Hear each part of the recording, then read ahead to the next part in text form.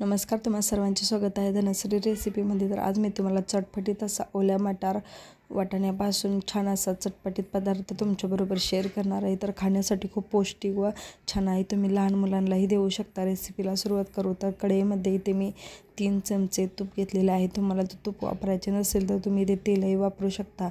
चवीनुसार मीठ टाकून मीठ भाजले की त्यानंतर इथे ठेचलेला लसूण टाकलेला आहे। तुम्हाला जर लसूण टाकायचा नसेल तर तुम्ही फक्त मिठामध्येही ते फ्राय करू शकता। लसूण चांगला परतला की त्यानंतर ओले वाटाणे इथे मी घेतलेले आहेत। तर ते चांगले मंद गॅसवरती आपल्याला छान असे पूर्णपणे वाफेवरती शिजवून घ्यायचे आहेत।